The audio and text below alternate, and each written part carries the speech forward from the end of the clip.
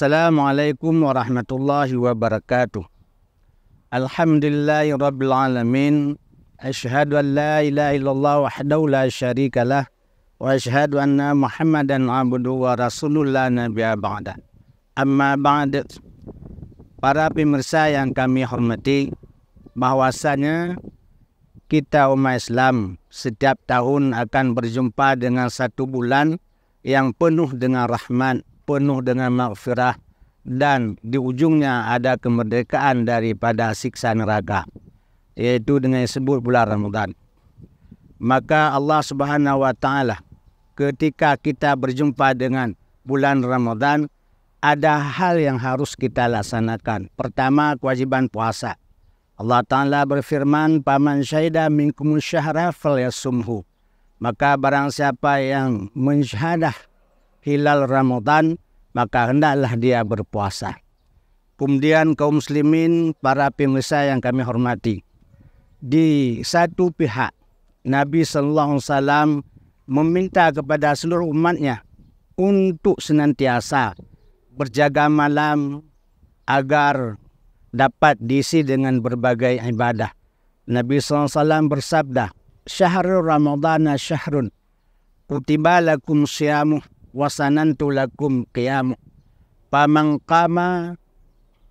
sama wa aqama imana wa ihtisaban ghufira lahu ma taqaddama min dhanbi." Bulan Ramadan adalah suatu bulan yang dimana kamu diwajibkan berpuasa pada siangnya dan disunahkan menghidupkan malamnya di malam hari. Maka barang siapa yang berpuasa dan menghidupkan malam Ramadan penuh dengan keimanan dan ikhlas kepada Allah Subhanahu wa Ta'ala, maka Allah Subhanahu wa Ta'ala ghufira lahu ma taqaddama min dhanbi.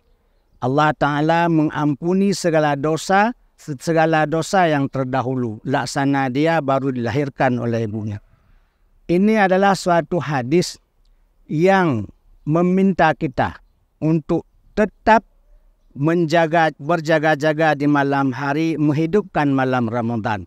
Salah satu cara kita menghidupkan malam Ramadan adalah dengan melakukan salat tarawih.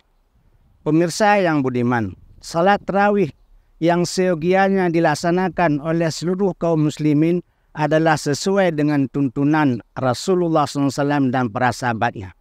Di antaranya adalah, pertama, salat tarawih itu dilaksanakan di masjid-masjid secara berjamaah sesuai dengan apa yang disunahkan oleh Sayyidina Umar radhiyallahu an.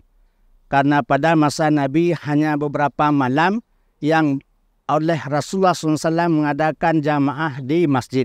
Setelah itu Rasulullah SAW tidak keluar lagi, dan sampai pada masa pemerintahan Abu Bakar seperti demikian para umat muslim melaksanakan salat tarawih di rumah-rumah mereka secara sendiri-sendiri. Kemudian pada masa Umar lah mula pertama disunahkan untuk salat tarawih berjamaah di masjid-masjid.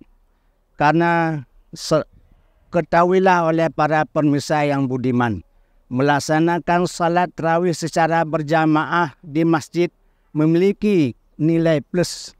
Karena di samping kita melakukan salat berjamaah, kita dapat beriktikaf di dalam masjid. Kaum muslimin pemirsa yang kami hormati, seterusnya adalah salat tarawih itu dilaksanakan dalam 20 rakaat sesuai dengan keterangan yang diriwayatkan oleh Imam Bukhari.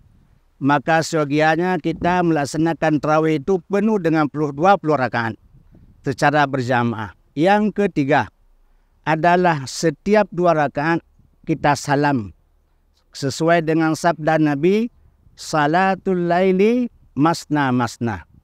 Salat malam itu adalah 2 rakaat. Maka sesuai dengan sunnah, laksanakanlah salat tarawih itu dengan 2 rakaat sekali salam, sehingga memiliki 10 kali salam dengan jumlah 20 rakaat.